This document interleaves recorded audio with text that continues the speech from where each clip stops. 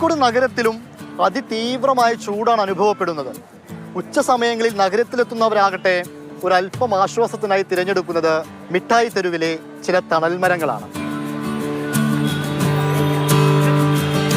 ഞങ്ങളിപ്പോൾ കുറച്ച് തണൽ ഇവിടെ കിട്ടിയ സമയത്ത് ഇവിടെ വന്ന് കണ്ടിട്ട് വെള്ളം കുടിക്കാൻ വന്നതാണ്. ഇപ്പോൾ അഭിലാഷം ആളുണ്ട്, ആൾക്ക് എല്ലാവർക്കും നല്ല തണുത്ത ജ്യൂസ് തന്നെ വേണം. ഇതേ ഉള്ളൂ, ഈ സ്ഥലമുള്ളൂ.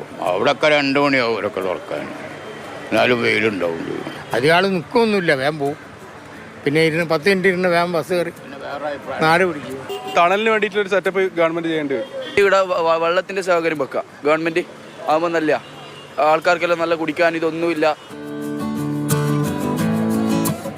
എന്നാൽ തണൽമരങ്ങൾ മാത്രമല്ല നഗരത്തിലെ കൂളിംഗ് സ്പോട്ടുകൾ. ഇതിനപ്പുറം ചില കൂളിംഗ് സ്പോട്ടുകളുണ്ട്. അങ്ങനെ പാർക്കുകളാണ് മെയിനായിട്ട്. പിന്നെ ഷോപ്പിംഗ് മാളുകൾ, എന്താ RP mall, focus mall, highlight mall, അങ്ങനത്തെ ഓരോ മാളുകളിൽ കയറിയായിട്ട് കുറച്ച് സമയം സ്പെൻഡ് ചെയ്യുക.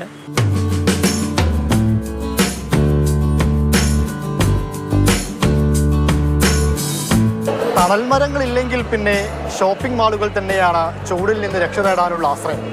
പർച്ചേസിനപ്പുറം വെറുതെ ഇങ്ങനെ കൂളായി നടക്കാനും ആളുകൾ ഇങ്ങോട്ടേക്ക് എത്തുന്നുണ്ട്. കാരണം പുറത്ത് വേറെ കയറി നിൽക്കാൻ വേറെ സ്ഥലങ്ങളൊന്നുമില്ല. അപ്പോൾ എന്തായാലും എല്ലാവരും മാളിലേക്കായിരിക്കും വരിക.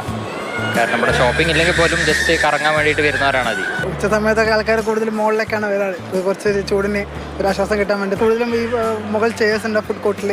പിന്നെ അവിടെ ഇവിടെ കുറച്ച് ടേബിൾസ് ഉണ്ട്, ചെയർസ്.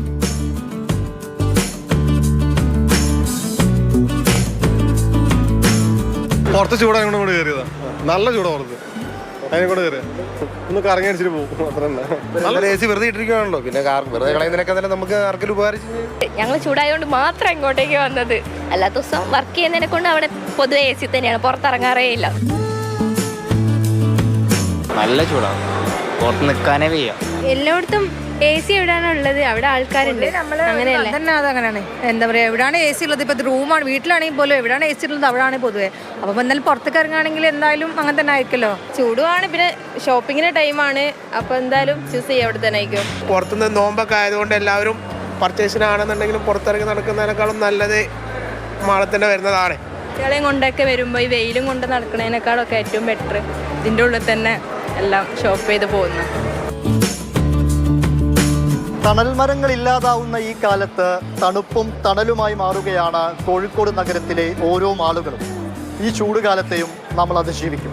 കോഴിക്കോട് നിന്നും ഇംതിയാസ് കരീം, മാതൃഭൂമി ന്യൂസ്.